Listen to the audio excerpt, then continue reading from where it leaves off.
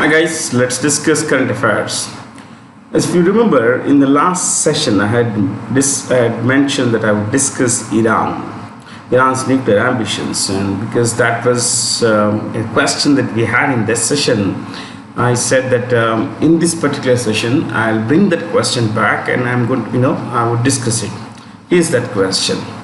And I'm going to give you some basic information about Iran, and not basic, a little advanced information. I know that some of you might feel a little out of place, considering that we don't get these kinds of questions in the written exam, that kind of detailed descriptive test stuff.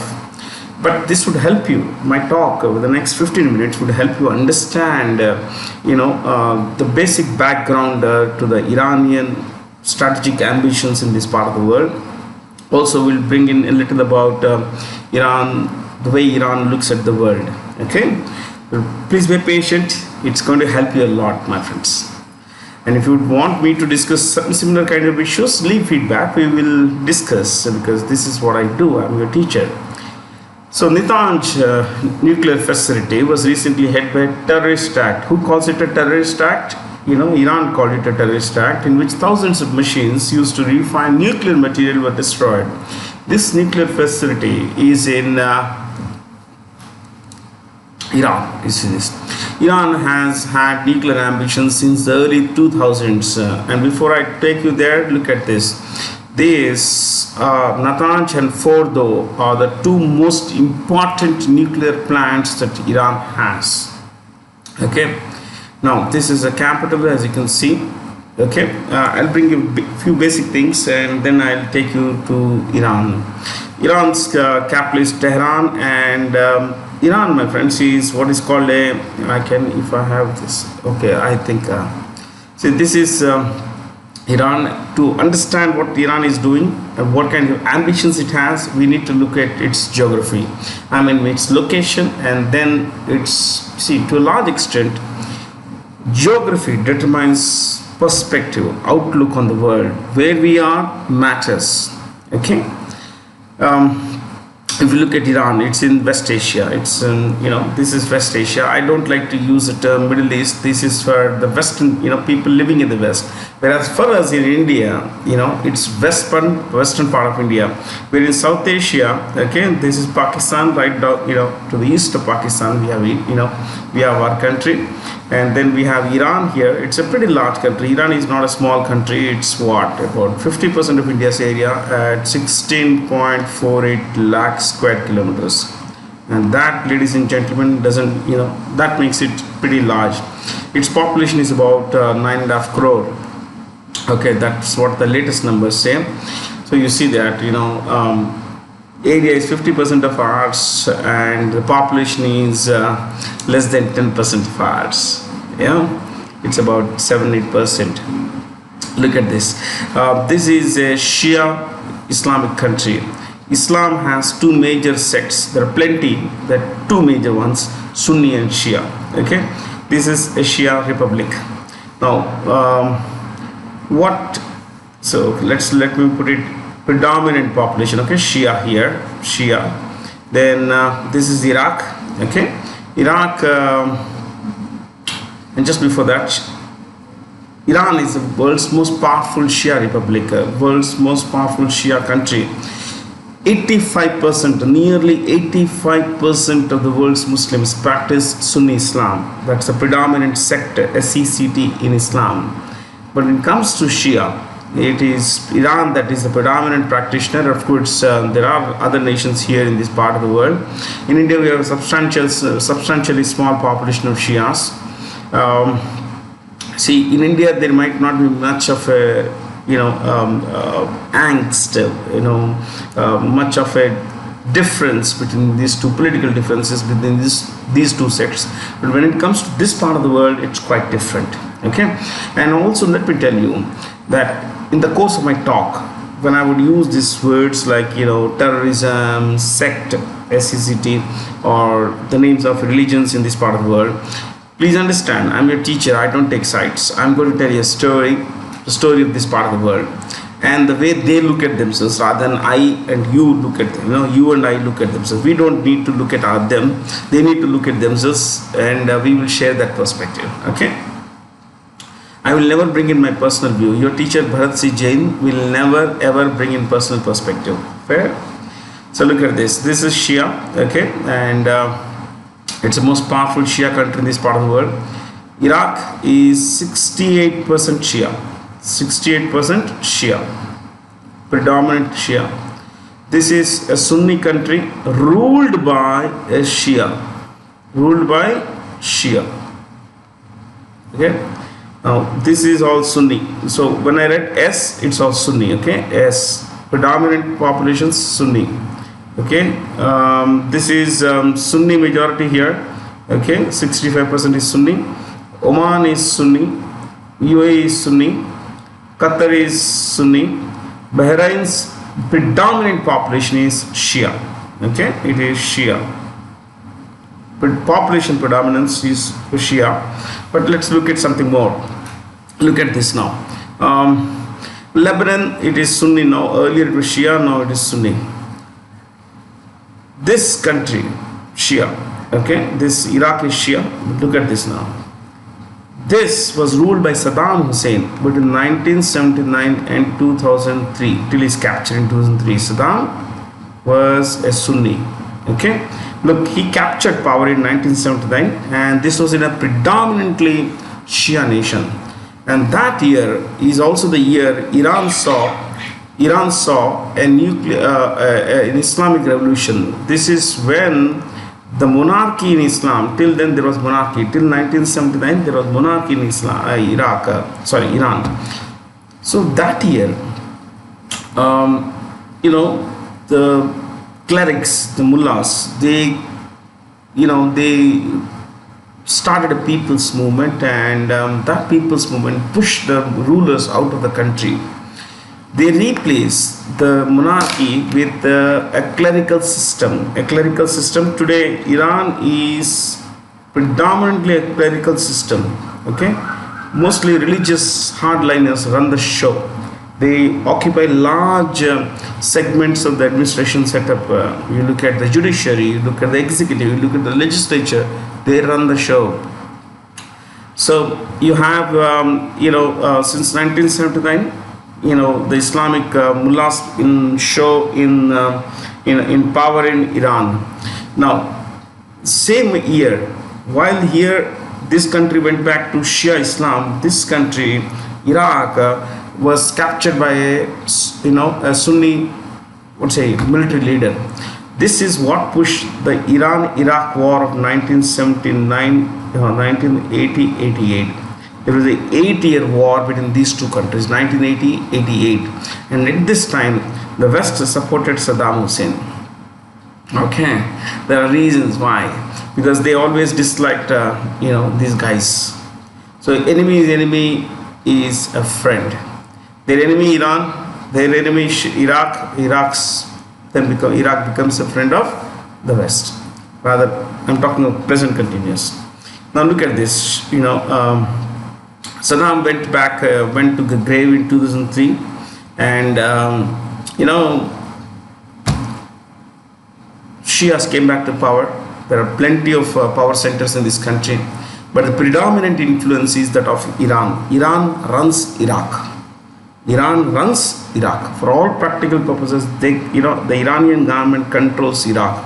Nothing moves in Iraq without sanction from Tehran. You got it? Now look at this country here. Syria. See, when you understand a map, you understand a lot of things about nations. You look at this Syria. Syria is Sunni. The Sunni population is about 74% of the total population. But the country is run by a Shia named Bashar al-Assad. Bashar al-Assad. Assad is a family name. His father, ran the country for a long time. Then his elder brother was to succeed him, but his elder brother died in a car accident, and he became the dictator in 1999. He's an ophthalmologist by training, and that's why maybe he can see far. So Bashar came to power, and has since 1999 he has run the country with an iron fist. He suppressed the Sunnis just like Saddam suppressed Shias when he was in power. This is what rulers do. Okay,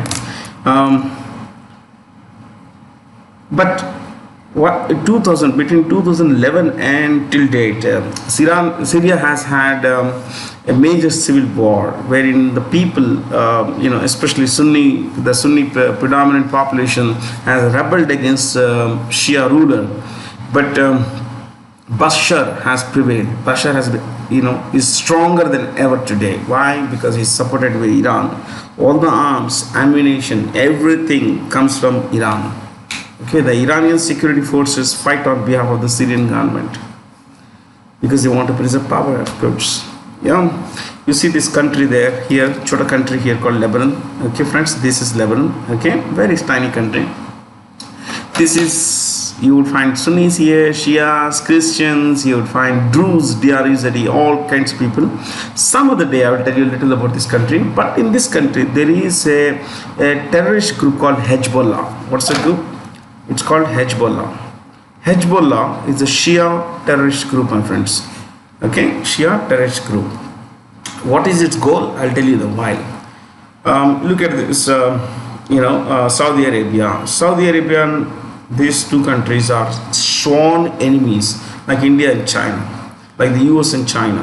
In fact, this enmity between Saudi Arabia and Iran is much deeper than the enmity between India and any other country in the world. Yeah, including Pakistan.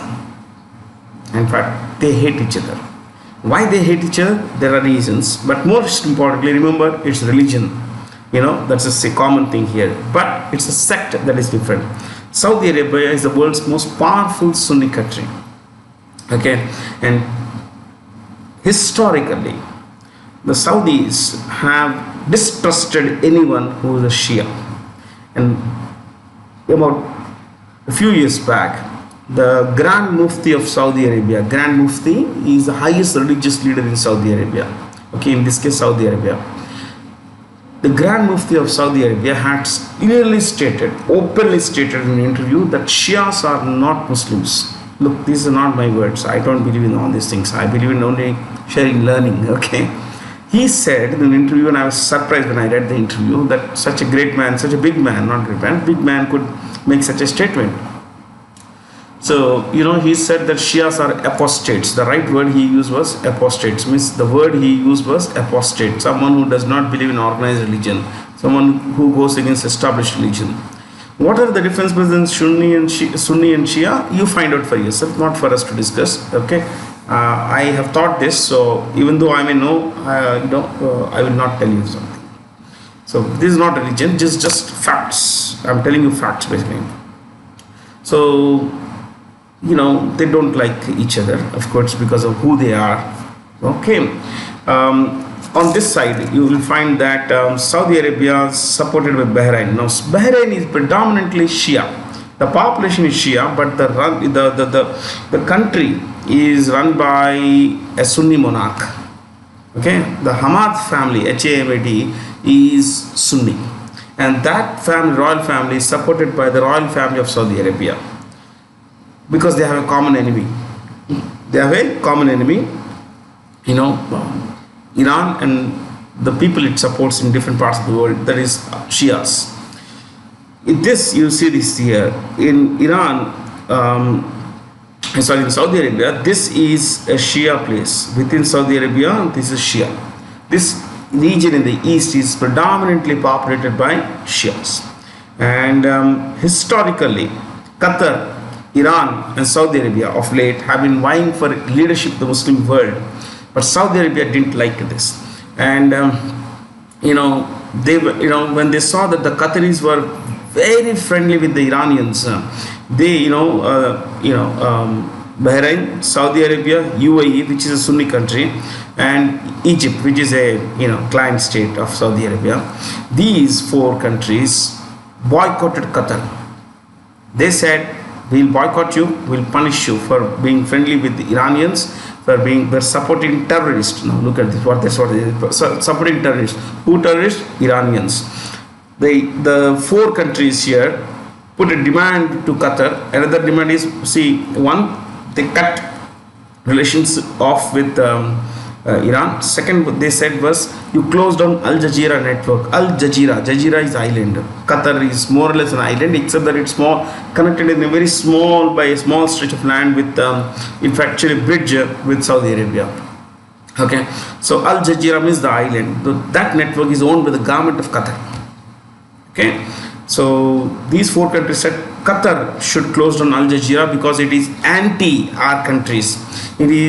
It's always been pointing out mistakes in our country, especially against the ruling families of Saudi Arabia, the Al Saud family, UAE, the Al Nahyan family, the Hamad family of Bahrain. But they would never say anything against the the Al Thani family. Don't worry, Al Thani, Thani, Thani family of Qatar. So you first close down, only then we'll lift the boycott. The Iranians didn't, the Qataris didn't do anything like this. The boycott was there for a long time till recently. In fact, 2 months back the boycott was lifted. But in this, see, the Saudis thought that we would boycott this. We would boycott Qatar, and because we would boycott nothing, all Qatar aircraft will have to go like this. They can't use our airspace. The Qataris cannot have financial relations with these countries. Qataris can't come into Saudi Arabia for a Hajj or whatever. Qataris, will starve because we don't allow them access to the sea and everything else. But the Iranians said, we will take care of Qatar. Don't worry, Qatar, we will take care of you. Turkey said, we will take care of you because Turkey hates Saudi Arabia. Turkey's President Recep Erdogan wants to be the king of the Islamic world. All power. Forget religion. See, we practice the same faith. It's all power, my friends, that runs the world. Okay. So that's a part. This is basic background. Someday I will tell you the story of Yemen and Iraq and Yemen, Iran and Saudi Arabia. Someday I'll tell you the story. But now, right now, okay. Iran wants to develop nuclear weapons for one reason, that it wants to rival Saudi Arabia. If it would have nuclear weapons, it would have an upper hand against Saudi Arabia. And Saudi Arabia doesn't want Iran to have nuclear weapons for obvious reasons. Okay, let me tell you a little. This is the largest Shia republic. I wrote all this for you. Okay, it's the largest Shia republic. It rivals Saudi Arabia for hegemony. Hegemony is leadership. Okay, for Islamic world, it's ruled by clerical administration. I told you that mullahs captured power in 1979. Today, the supreme leader, Iran doesn't have Iran has a president, but above the president, there is a guy called the supreme leader. His name is Ayatollah Khamenei. Ayatollah Khamenei, that's the name of the leader. Okay, so currently, then you look at this. It views US and Israel as enemies of Islam. US and Israel as enemies of Islam for reasons, of course, religious and because US, it says that it supports Israel. It always supported our enemies, Saudi Arabia. So it supported Saddam once, basically. Israel, because Israel had occupied what the Iranians say, occupied Palestine, Muslim lands in 1948. Okay, I think I had told you this story quite elaborately. How the Arab-Israel relations were in the very beginning and now, basically how things had gone bad. Okay, so Iran says Israel is occupied Muslim lands and it has to vacate. And Iran has never recognized the state of Israel. That is, it says that Israel doesn't have a right to exist. Israel doesn't have a right to exist means we don't recognize there is a country called Israel. And it says that our target, the Iranian foreign policy's target, is to destroy the state of Israel. Kill the Jews, destroy the state of Israel, and give it back to the Muslims, the Palestinian Muslims. Surprisingly, Palestinian Muslims are Sunnis. Okay, so that's one. Look at this. This is it always has supported Bashar. I told you, Hezbollah, Houthis. Someday I'll tell you the story. This is a rebel group in Yemen and wherever Shia groups are in the world. Few things here. See, it has had nuclear ambitions since the early 2000s. So, is it wrong to have nuclear ambitions? Well, not really. But Iran has been a member of a treaty called NPT and then an organization called IAEA. NPT is Nuclear Non-Proliferation Treaty. Non-Proliferation Treaty. See, I'm rushing because we have to discuss another 15-20 questions. Yeah, or 25, whatever the number. I don't really bothered about the number. But, okay. Proliferation question. Proliferation. Nuclear Non-Proliferation Treaty. This was signed in 68, came into effect in 69. Under this treaty, and Iran is a member, only 5 countries in the world can have nuclear weapons. Only 5 countries, the P5 they are called, permanent 5. 5 members of the UN Security Council can have nuclear weapons. United States, Britain, France, Russia and China can have nuclear weapons. Other countries cannot have nuclear weapons. Other countries, member states, can have access to nuclear technology for civil energy generation, electricity generation, but beyond that, no, they cannot have. So by rule, it should not have. And second rule is that, second thing is that I mentioned IAEA here, International Atomic Energy Agency. This is a UN body, UN specialized agency. It says that any member country that has nuclear weapons should open its nuclear power plants, to outside inspection. Now, every member country has the right to declare its power plants to be either civil or military. If it's military, it can close the doors. If it's civil, then it has to open doors to outside inspections. Okay. Now Iran is a member of the IAEA, so technically it should open its nuclear power plants to outside inspections. It has not. For a long time it didn't. And the world says, look, you are developing nuclear weapons. Iran would say, no, we are not developing nuclear weapons. We are not developing nuclear weapons. Then the IAEA said, what's the problem then? Open the doors. Open the doors. If you are not developing nuclear weapons, then there is no problem. You should open the doors because you are a member. You are obligated. You are under obligation to, keep your books of accounts, nuclear accounts open for inspection by us. Iran did not for a long time. So the world imposed sanctions. And, what the world suspected at the time, what the Jewish government, what the Israeli state, what the Americans suspected that Iran was developing nuclear weapons actually is true, because now we know it's true. Okay, I've been teaching this for an age now, but I'm cutting it short. So the world imposed sanctions, and sanctions destroyed Iran. Iran is an energy superpower. Okay, it's among the top 5 oil and gas producers, but it couldn't sell stuff. It couldn't sell. What it couldn't sell, it couldn't earn from. You understand that? It couldn't sell its oil. It couldn't sell its, other resources and everything. So, it didn't earn much. When it didn't earn much, it couldn't pay for its imports and everything else. And this put a lot of pressure on the government because the people of Iran were suffering. The idea was that if people would put pressure, the suffering people would put pressure on the government of Iran, okay, then the Iranian government would be, pushed to open its nuclear power plants or roll back its nuclear power program, and then give up nuclear ambitions. But nothing like that happened, because except for sporadic and maybe 1 or 2 occasional hardcore, protests by people, Iran is run very tightly.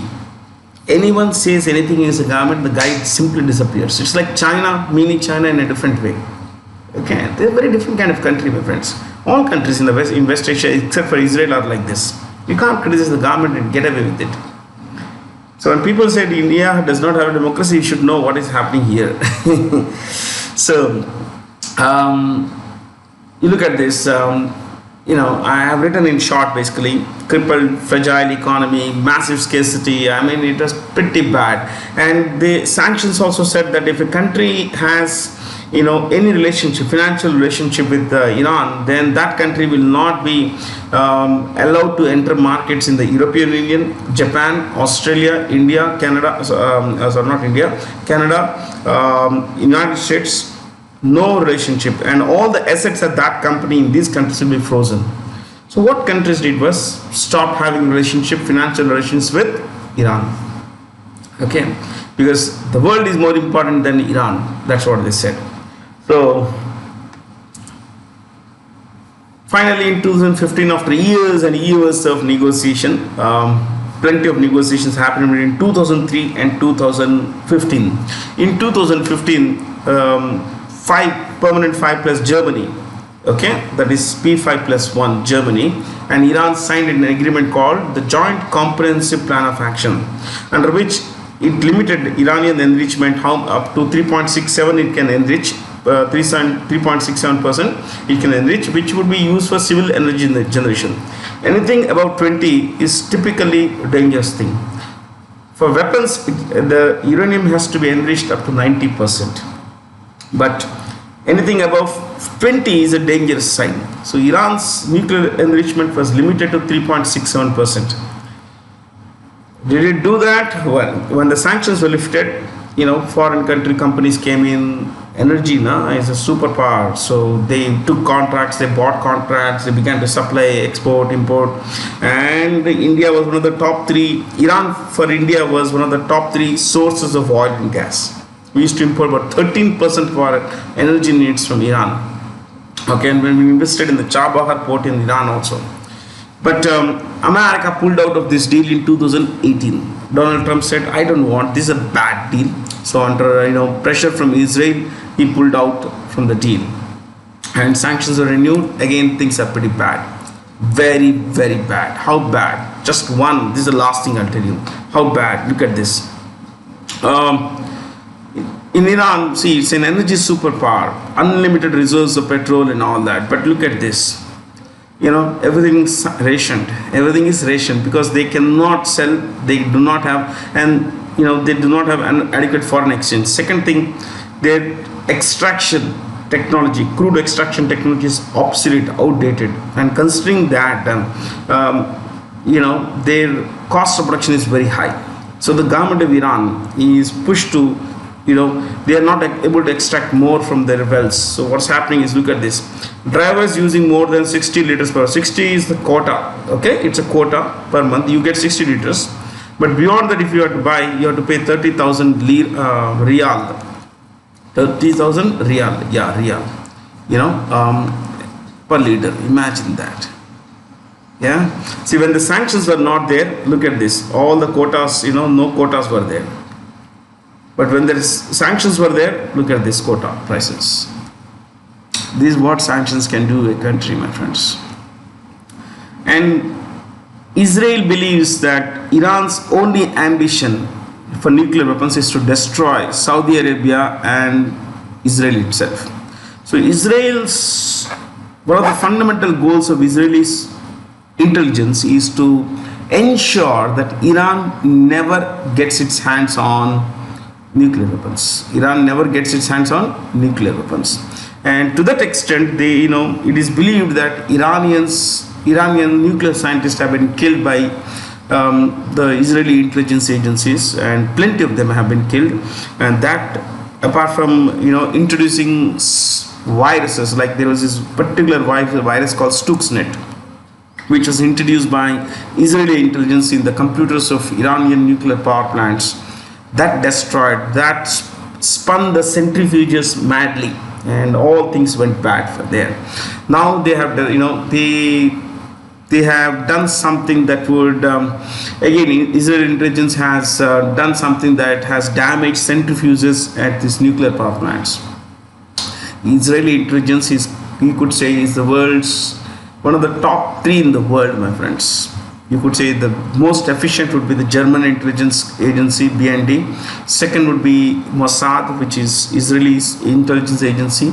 And third, you could say that there's this tie between the MI6, military intelligence 6 of Britain, and the CIA of America. Okay. So that's a little about Iran. Iran wants to destroy Israel, and Israel does not want Iran to have nuclear weapons. That's the rivalry. This is in a nutshell. In a nutshell. I didn't want to go beyond this. I hope you understand. I hope you have understood a few things. So it's all about religion. Second, more about within Islamic countries, it is more about sect, SECT, which group you belong to, which sect you belong to. But when it comes to, and look at this, Saudi Arabia is on the side of Israel. Saudi Arabia and Israel. Saudi Arabia, okay, See this Israel, who supports Israel against Iran. All these Israeli attacks have a sanction of the United States, okay, Saudi Arabia, Bahrain, Jordan, okay, all those countries that are against Iran. Okay, oh man, it's, look at where's religion here. It's all about, you know, power. It's all power politics. So we should not worry too much about these things, religion and all that.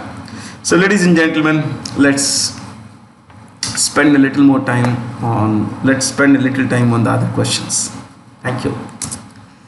The Reserve Bank of India has introduced legal entity identifier for all payment transactions of value of above rupees 50 crore undertaken by entities via real-time gross settlement, gross, not gross, gross settlement, and National Electronic Funds Transfer, RTGS and NEFT. 50 crores. I would want you to write some notes on, you know, LEI. Please write LEI. That is legal entity identifier. Okay. Leave one nice space. Right. Underline that. Write that. 20. So we are not going to write grammar part, which is it is and all that. No. 20 character alphanumeric code. 20 character alphanumeric code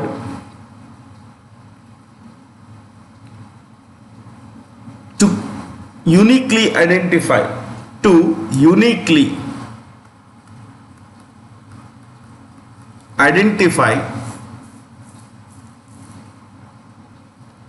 parties, to financial transactions, worldwide.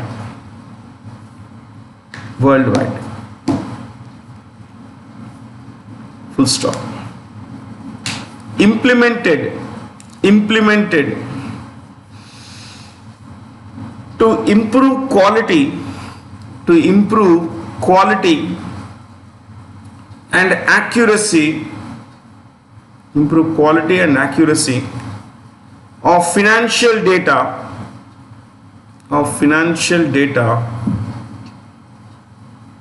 reporting systems,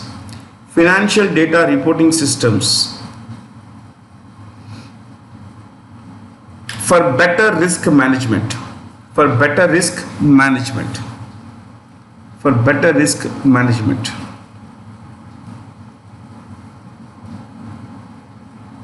Okay.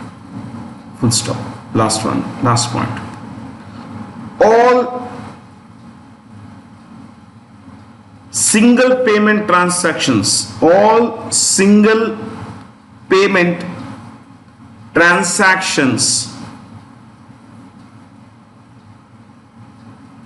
of rupees 50 crore and above,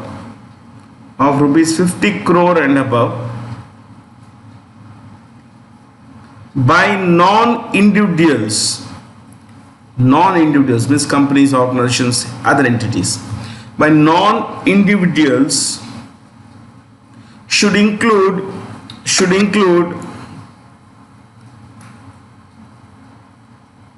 the remitter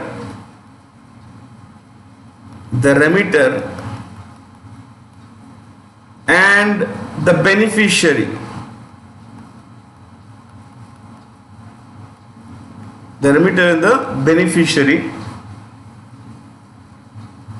LEI information means that information to who is it going and all that should be there. Full stop. This is applicable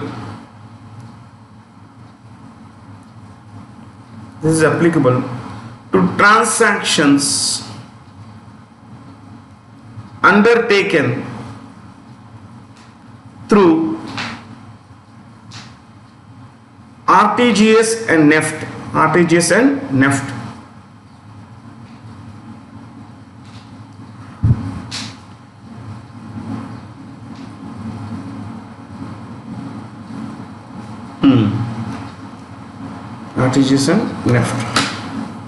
So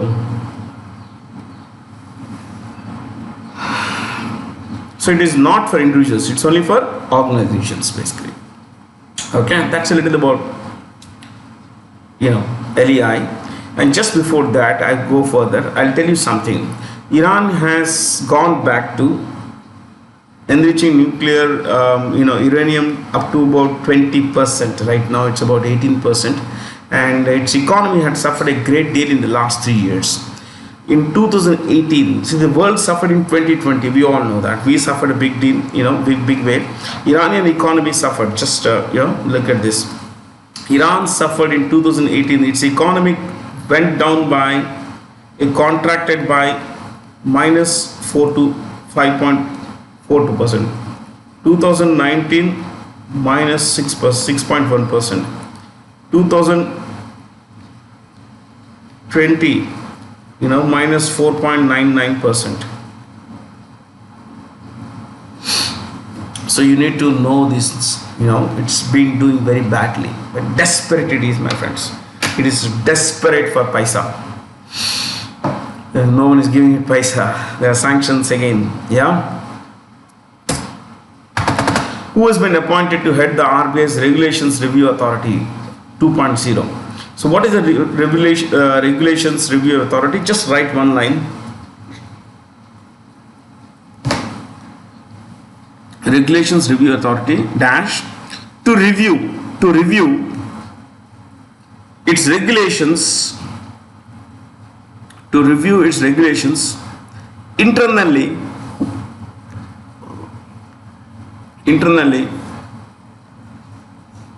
and in consultation with other stakeholders, STAKEHOLDERS, stakeholders, other stakeholders, like regulatory bodies.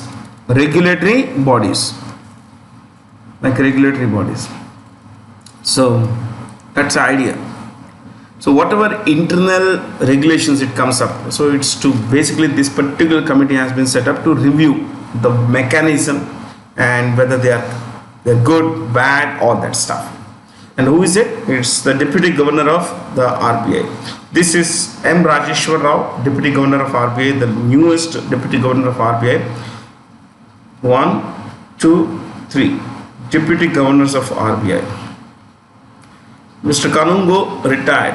Bidhu Prasad Kanungo retired in on the 2nd of April. I was looking at the RBI website and I found this information.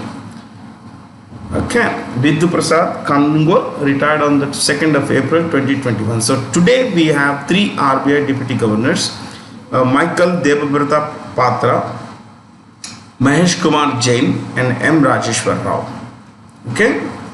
Urjit Patel, as you know, is the ex-RBI governor, Next.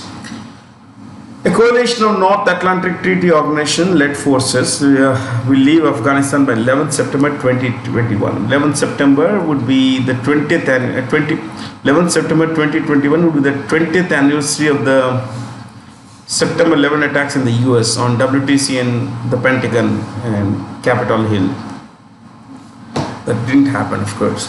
A coalition of NATO forces will leave Afghanistan by 11th September 2021. The headquarters of NATO is in Brussels, Belgium. This is where Belgium is. This is Belgium. Okay, yeah. Now I'll take you. This is Belgium. Okay, this is France. I'll take you there. Please write. Subheading NATO.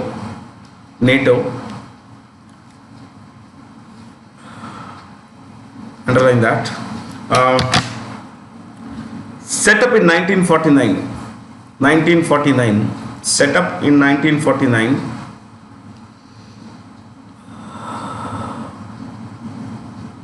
Next. 30 members.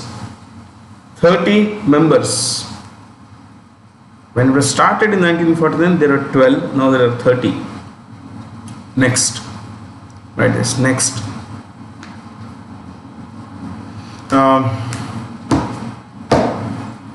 A system of collective defense. A system of collective defense, whereby WHEREBY,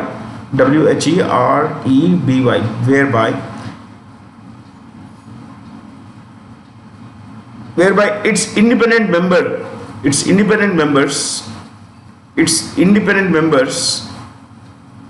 agree to mutual defense in response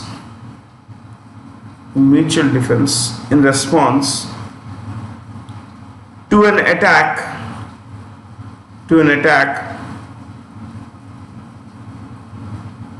by any external party,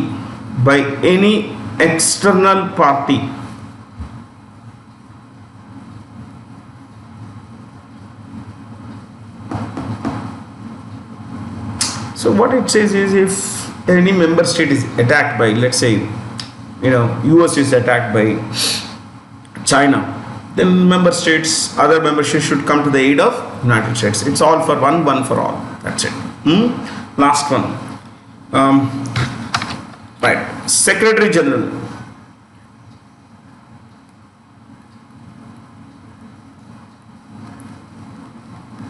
Jens Stoltenberg.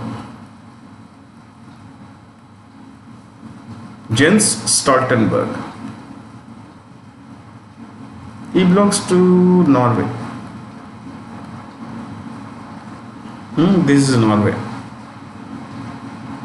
See, if you look at it carefully, only Norway among these three countries, this is Sweden and this is Finland, only Norway is a member of NATO. This was more a response to contain the influence of the Soviet Union in those days. This is Soviet Union. Okay. See, the shortest route in Canada, and of course,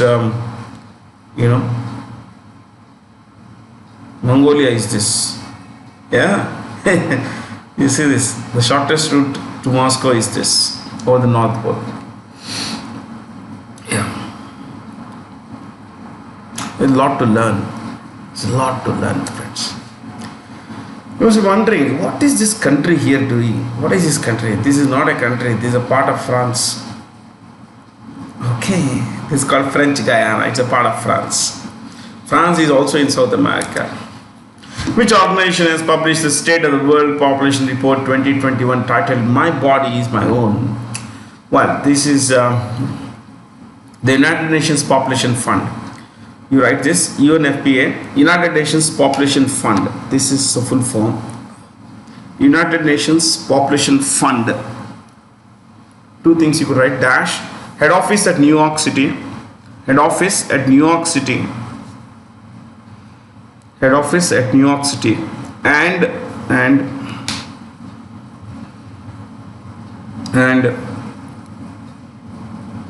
chief Director General. Chief is, let me write the name, Natalia Kanem. That's actual pronunciation. Natalia. She belongs to Panama. Natalia Kanem.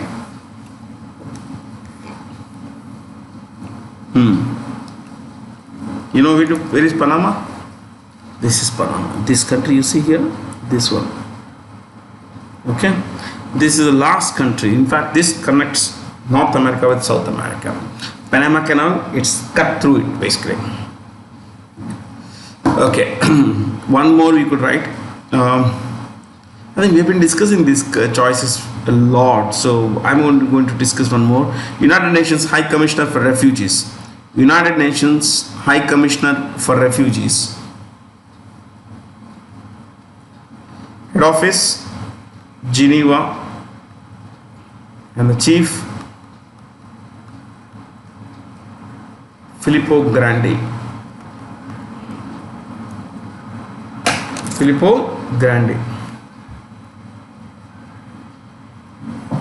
Italy. He's from Italy.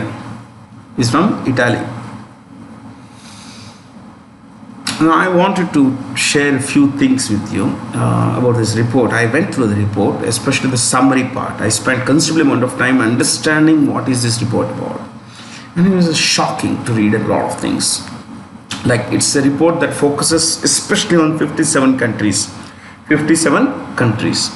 Most of these are developing. In fact, all of them are developing nations.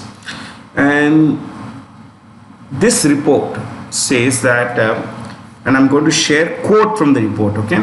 50% of, nearly 50% of women in the 57 developing nations are denied the right to decide whether to have sex with their partner, to have contraception, or to have access to healthcare. Imagine that. More than 50% of women in 57 developing nations are denied the right to have sex with their partner, use contraception, and have have access to healthcare. This is how women are treated in most countries around the world. It's so sad. There is a worse part. If that was bad, there is something worse. 20 countries have marry your rapist laws. Marry your rapist laws. There is a law in these countries, in these 20 countries, wherein the man can escape criminal prosecution. The rapist can escape criminal prosecution if he marries the victim. Yeah. There is one more. I found another startling fact. 43 countries have no law on the issue of marital rape. Marital rape. That is when the consent of the partner is not there, but the partner, one partner imposes, on the other, forces the other person to have sex, is marital rape. That is sex without consent. So that there is no provision in these countries against such thing. And one last thing I will tell you, why I am sharing this is the world is a very crazy, very sad place. Imagine the sufferings of people, my friends. The last thing I'll tell you is I found was that girls and boys with disabilities are more vulnerable to sexual violence.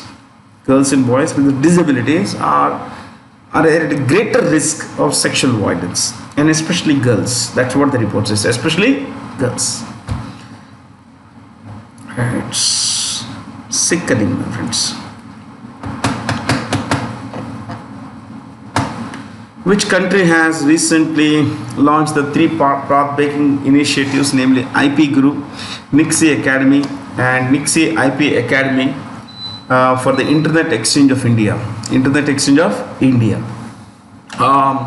This is the Ministry of Electronics and Information Technology, MeitY it's called. Okay, MeitY. I want you to write this. I tried to find a little about. I went to the websites of Nixie and all that. Not much of information except that IP Guru, Internet Protocol, and all that stuff is there. Nothing extraordinary. Okay. Who is the ministry here? Ravi Shankar Prasad. Ravi Shankar Prasad is the Minister of MeitY, Ministry of Electronics and Information Technology. He also holds two other ministries, Law and Justice. Law and Justice. That's another ministry. Law and Justice. And he also is the chief. He runs this another ministry. Communications. So three ministries: Electronics and Information Technology, Law and Justice, and Communications. Okay. Should we look at the choices? Chalo likhte hain. Ministry of Science and Technology headed by Dr. Harshvardhan. He also heads two other ministries. One is Earth Sciences.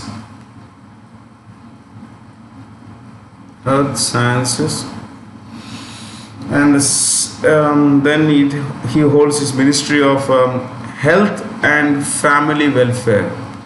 Health and family welfare. Health and family welfare.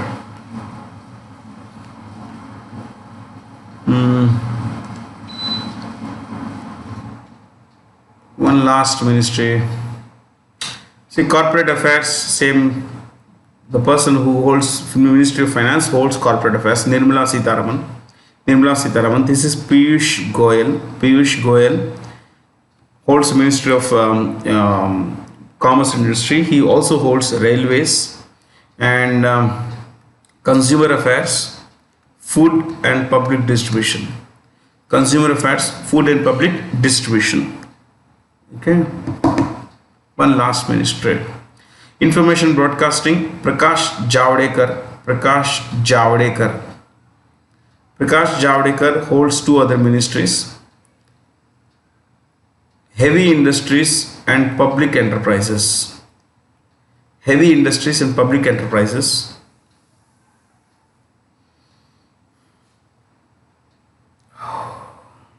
And then heavy industries and public enterprises. And then what is that ministry? Yeah, environment, forest and climate change. And climate change. Environment, forest and climate change. Okay. Next, all have come here. GVG Krishnamurthy, who passed away recently, is a former Chief Election Commissioner of India. Chief Election Commissioner of India. Who is the current Chief Election Commissioner of India? The current Chief Election Commissioner of India is Sushil Chandra. Sushil Chandra. Okay, just for information, GVG Krishnamurthy ji was the CEC of India between 1993 to 96. Yeah. 93 to 96. Okay. Comptroller and Auditor General, the highest audit officer of India. Currently, Girish Chandra Murmu. Girish Chandra Murmu. Girish Chandra Murmu. Speaker of Lok Sabha, Om Birla. This is, I think we've been discussing Attorney General and all this for a long time. Pradeep Kumar Mishra. Yeah. I think, yeah, it's Pradeep Kumar Mishra. Attorney General KK Venugopal. KK Venugopal. Next. Multinational investment bank and financial services giant Citibank or Citigroup will close its retail banking operations in India and 13 other countries and 12 other countries. Citigroup is headquartered at New York City. Yeah, New York City. You know, this company, Citigroup, you write Citigroup, New York City, head office, New York City. Then CEO, Jane Fraser. This is Jane Fraser. I was reading about her. Extraordinary career trajectory. Studied at Gitron College, Cambridge, Britain. She's from Scotland. She then she worked for McKinsey, couple of firms, then McKinsey as a partner. She became a partner at McKinsey. Then she did an MBA from Harvard Business School. And she worked for Goldman Sachs, McKinsey, and now Citibank.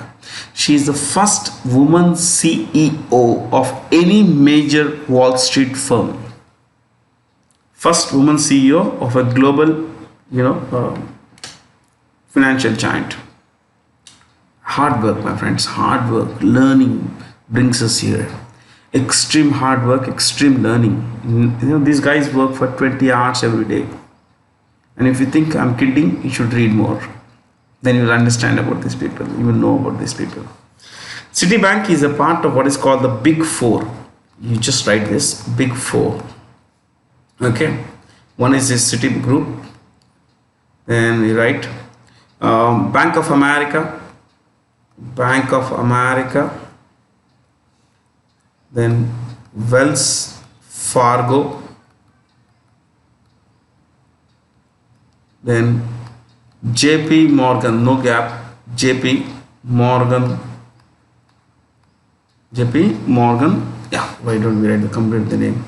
JP Morgan Chase, JP Morgan Chase.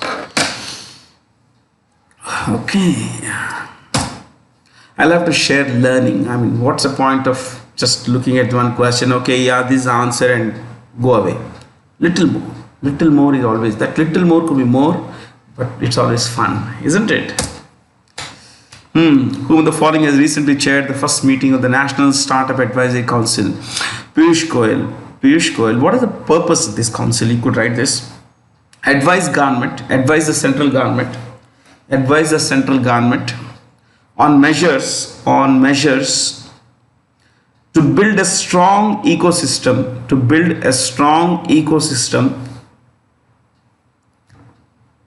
for nurturing, I'll write it here, nurturing innovation and startups.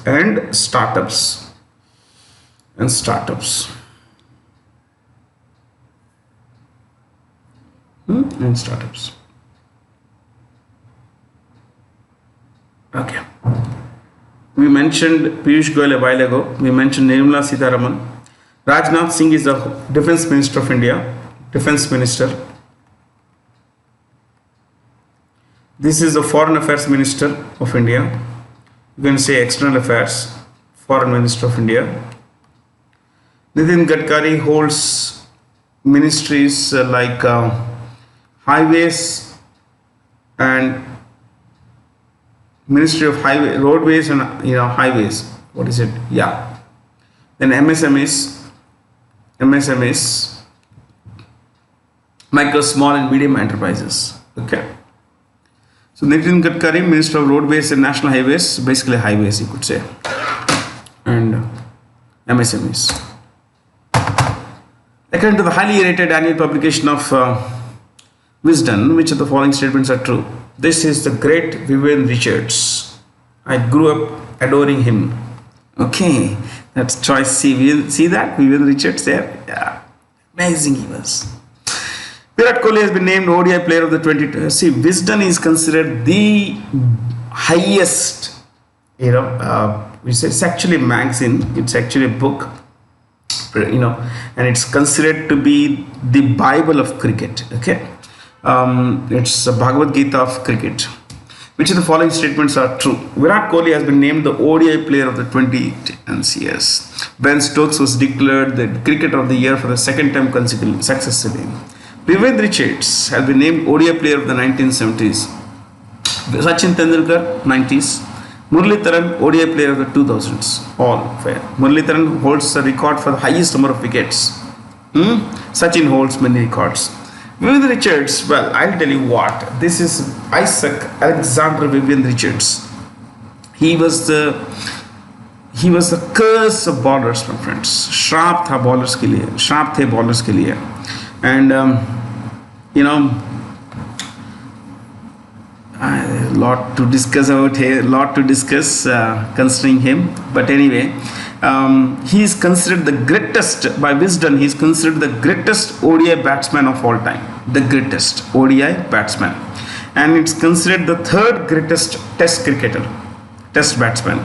The greatest test batsman is Sir Donald Bradman. 2. Sachin Tendulkar. 3. Richards. You got it? Yeah. Which country has added Pakistan to its list of 21 high-risk countries over money laundering and terror financing charges?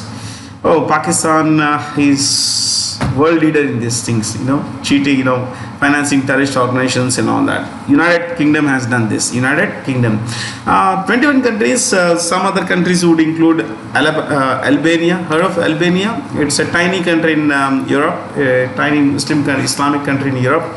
At one time it was a communist country, the world's first officially atheist country. The communist government here said that there is no God. Albania, Yemen, there are countries like Morocco, Northwest Africa. You could look at countries like Mauritius. Yeah, Mauritius. plenty of countries. Myanmar, you have Iran. Oh, usual suspects everywhere.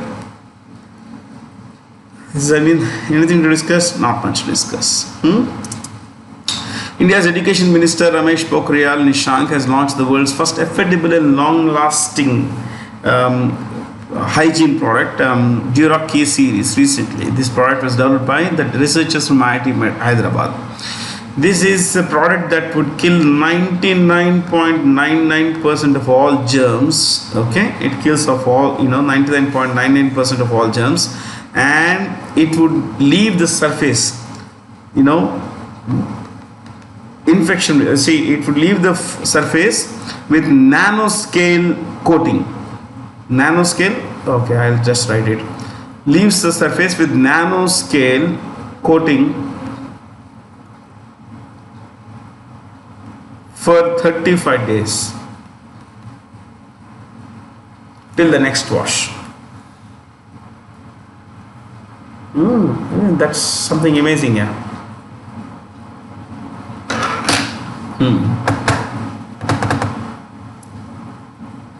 Nano is 1 nano is 10 to the power of minus 9. 10 to the power of minus 9. Which institutions has or have signed an agreement with Dassault Systems? That's the right spelling. It's not systems, it's systems, the French spelling, French name. Dassault Systems Foundation, that's how they pronounce it, to jointly work towards providing a digitally rich ecosystem of innovation, eyes should be small, among aspiring young minds around the country, all of them actually.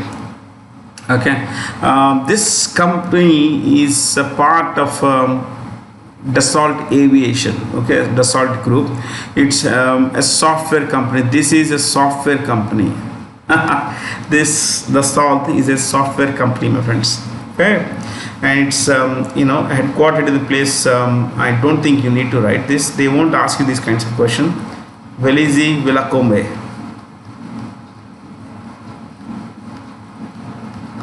France. Okay. Villa Coulby.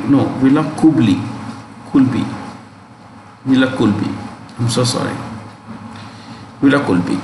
So you don't have to write that. Okay. Bernard Charles is the president of this company, the CEO of this company. Bernard Charles. Don't write it. Thanks. Which country will host the 2021, which city will host the 2021 World Table Tennis Championship? Well, it's Houston. Houston is in Texas, United States. This, ladies and gentlemen, is the energy capital of the world. That's the nickname of it. Energy capital of the world. You could write this. Energy capital of the world. Ankara is the capital of Turkey. We will stick to these things, yeah. Not all the information all the time. Cairo is the capital of Egypt. This is Malaysia.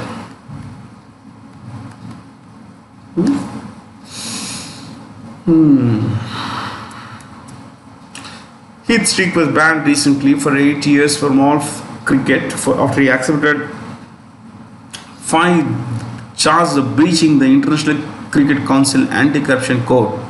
Streak played cricket for Zimbabwe.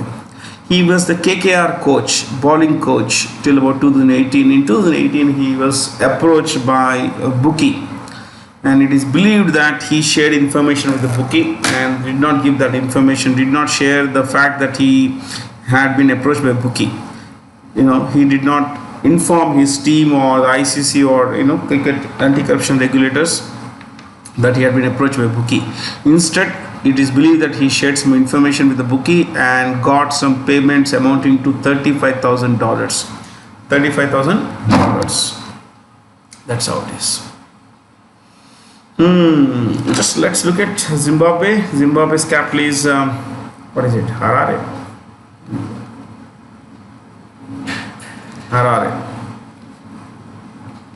I didn't want to give this information. This is the president, Emerson, Mnangagwa.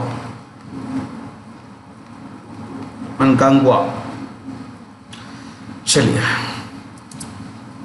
which state has introduced advanced antiquities management system claimed to the first such system in for storage of antiquities? Goa. Goa is India's smallest state by area. Smallest by area. This is the area. Okay. Kerala has the highest sex ratio among all states. Madhya Pradesh second biggest by area. Second biggest by area. Chaliye. Which institution has recently agreed to support a new special drawing rights allocation of $650 billion to member countries by bid August 2021? International Monetary Fund. Remember, special drawing rights are simply a reserve currency of the IMF. Okay, on the basis of the reserve currency, the interest rate of the IMF is decided. How much interest should be paid to depositors? Countries that give money to IMF should be paid some money. Okay, that interest is decided on the basis of this, and the interest on loans to countries is also decided on the basis of special drawing rights. I think we've been discussing all these countries for a long time now. IMF, World Bank, and all these countries. There's hardly anything to discuss except that just एक काम करते हैं, Asian Infrastructure Investment Bank. Asian Infrastructure Investment Bank. Headquarters Beijing.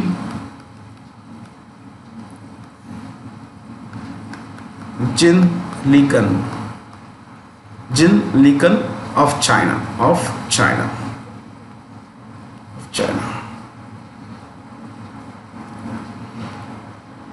Okay. One last thing. New Development Bank, also called BRICS Bank. Marcos Troijo, Brazil.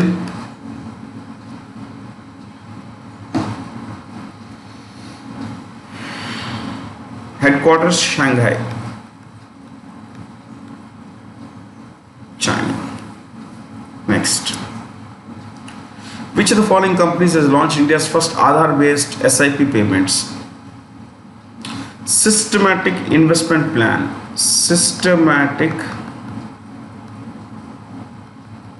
Investment Plan.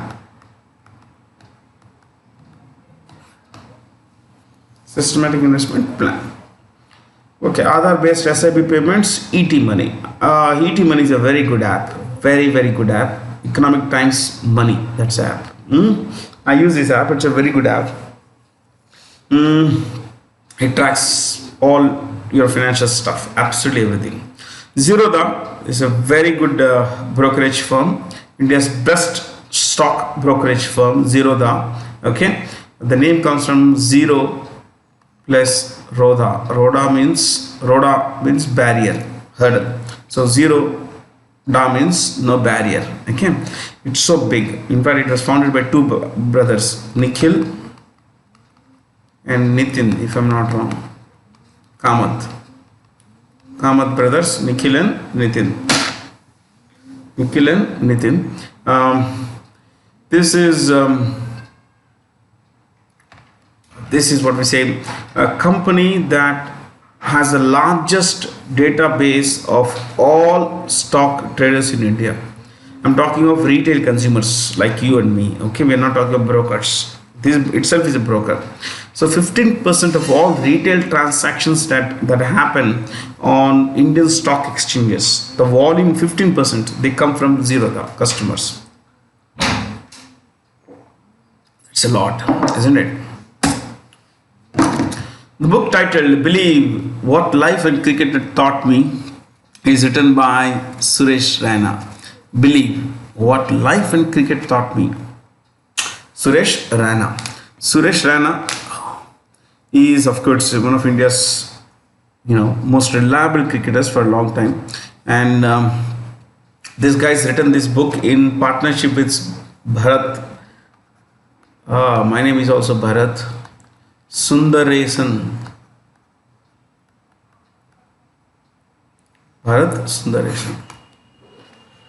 Okay, yeah. Have you read? I would suggest this book. I haven't read this book, but I can suggest you one particular book. I suggest Driven. This is a biography of, bio of Virat Kohli. Virat Kohli. Written by Vijay Lokapalli. It's a very good book. How Virat started his life, the struggle he had to, he waged to become what he has become. It's very good book. Udhampur district, which bagged the top position for successfully implementing the Pradhan Mantri Gram Sadak Yojana, is in the state of is in the unit territory of Jammu and Kashmir. Jammu and Kashmir. You just write one line here about this particular scheme. Pradhan Mantri Gram Sadak Yojana. Please write this.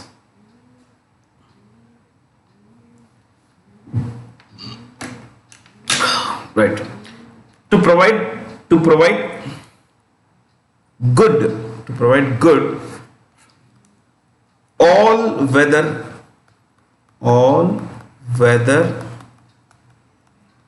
road connectivity to unconnected villages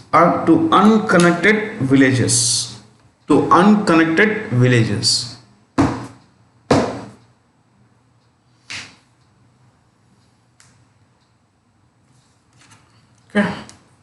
This was started in 2000, and this place, Union Territory, has a lieutenant governor or lieutenant governor whose name is Manoj Sinha, former Union Minister Manoj Sinha. Okay, I think familiar stuff. Rajasthan is India's biggest state by area.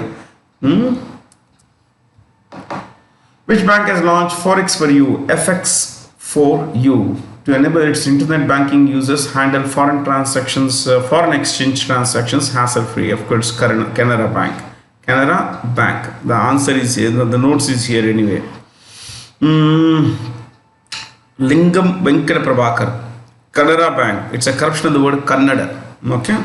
Lingam Venkata Prabhakar is a CEO. Venkata Prabhakar. Lingam Venkata Prabhakar.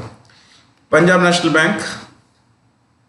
The CEO is, I think, SS Mallikarjun.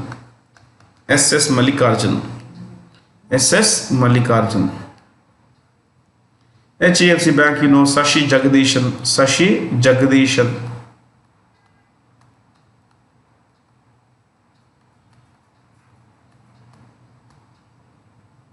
ICICI Bank, Sandeep Bakshi. Union Bank of India, CEO is Raj Kiran Rai G. Raj Kiran Rai. Which exchange has launched an electronic spot platform, electronic agriculture markets for agricultural commodities? It is the Bombay Stock Exchange. In fact, it's called BEAM. This program is called BEAM, Bombay Stock Exchange Electronic Agricultural Markets.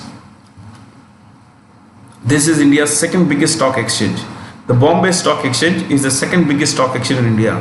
Okay, काम करते हैं. In the next class, I'll tell you about indexes and some basic stuff about stock exchanges. Okay, I'll just leave it here. CEOs, shall I give you the names of CEOs? Bombay Stock Exchange CEO is Ashish Kumar Chauhan. Ashish Kumar Chauhan is the CEO. National Stock Exchange, India's biggest stock exchange. The CEO is Vikram Limaye.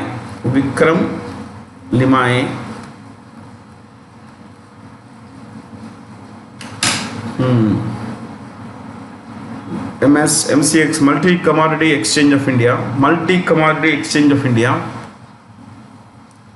MCX is Multi Commodity Exchange of India. The CEO is PS Reddy. PS Reddy.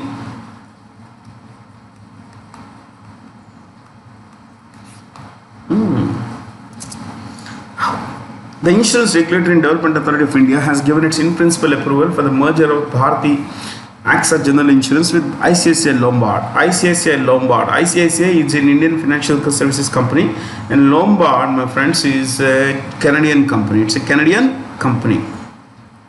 You could write this actually. Its CEO is Bhargav Dasgupta. Bhargav Dasgupta. Ergo is a German company. Okay, its CEO is Ritesh Kumar. Hey guys, when I say this, you know that the first names basically are Indian companies. Okay, these are foreign partners. Bupa is a British company. And its CEO, Max Bupa CEO is Krishnan Ramachandran.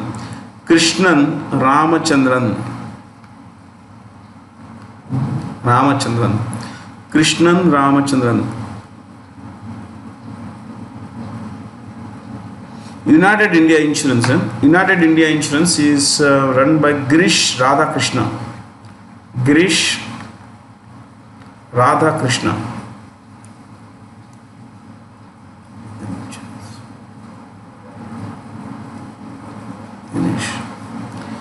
General Insurance Company, Devesh Srivastav.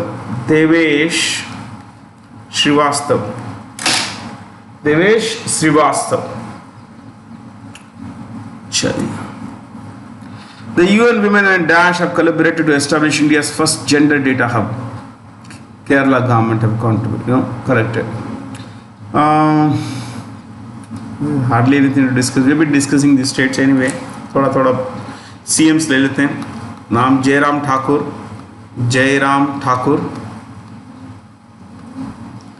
Pramod Sawant. A while ago we mentioned Goa. Pramod Sawant. Telangana, K. Chandrasekhar Rao.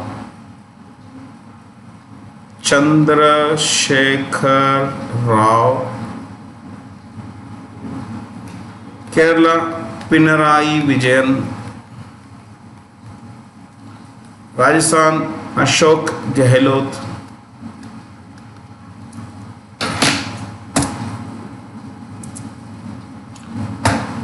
The Reserve Bank of India has set up an academic advisory council called the College of Supervisors. It is headed by N. Vishwanathan. So this is, you could write this. What is the purpose of this? You could write.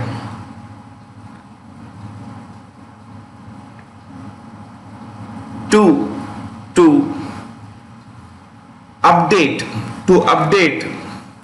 update and reinforce supervisory skills. Reinforce skills, you could write it. Supervisory skills, whatever you want to write. Update and reinforce skills among its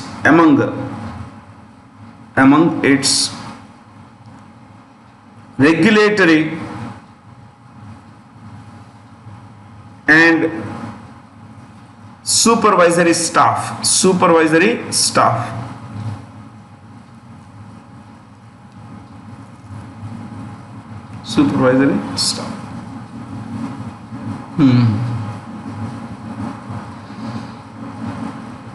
Okay, that's about it here. N. Vishwanathan is an ex-RBI governor.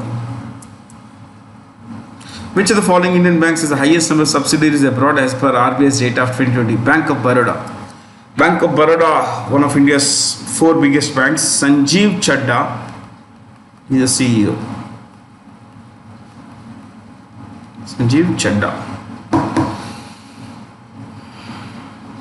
Union Bank of India. we mentioned a while ago, Raj Kiran Rai. Bank of India, Atanu Kumar Das. Atanu Kumar Das.